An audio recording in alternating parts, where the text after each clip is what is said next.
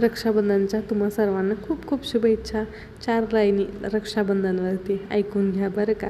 तर राखीचा धागा हा फक्त धागा नसतो, ती असते बहिणीच्या प्रेमाची ओढ आणि भावाच्या साथीची खात्री. खरंच कुणी हा रक्षाबंधनचा सण काढला ना, त्यांना खरंच खूप खूप सलाम बरं का. कारण ना पहिल्या काळांमध्ये ना कसे फोन कॉल्स वगैरे असं काही नसायचं. कधीतरीच माणसांच्या गाठीभेटी पडायच्या. कदाचित रक्षाबंधन, दिवाळी, दसरा ह्या निमित्ताने ना एकमेकांना भेटायला मिळायचं, बहिणीला, भावाला, तिच्या माहेरच्यांना तिच्याशी. खरं तर ह्याचसाठीच हे कदाचित ना सणवार काढले असतील बरं का. खरं तर खूप छान रूढी परंपरा आहेत आपल्या ह्या भारतामध्ये. ह्या सगळ्या मला तर खूपच आवडतात. त्यानंतर आम्ही मस्त असं सेलिब्रेशन केलं सकाळी सकाळी रक्षाबंधनचं. कारण मुहूर्त ना थोडासाच होता सकाळी आणि दुपारी काहीसा होता. मग आम्ही सकाळीच सगळा कार्यक्रम उरकून घेतला.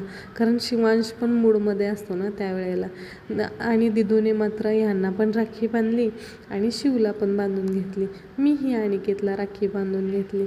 त्यानंतर मस्त असा कार्यक्रम झाला आमचा सगळा रक्षाबंधनचा. थोडंसं आम्ही फोटो सेशन पण करून घेतलं ना. अजून एका बहिणीला भावाच्या यशाशिवाय दुसरं काय पाहिजे असतं ना. खरं तर ना गिफ्टची वगैरे अपेक्षा अजिबात नसते बरं का. फक्त भाऊ सुखी राहावा, त्याच्या पाठीमागे सगळी यश त्याच्यासोबत यावीत एवढीच इच्छा असते एका बहिणीची. अजून काय असणार ना. त्यानंतर ना त्याचं असं होतं की तुला आपण काहीतरी तुझ्या पसंतीचं गिफ्ट आणूया.